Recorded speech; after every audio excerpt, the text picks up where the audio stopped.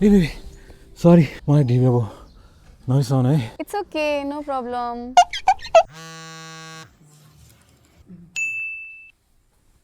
Set कति धेरै miss call hello baby sorry मैले थाहै पाइनँ तिम्रो फोन आएको It's okay, no problem.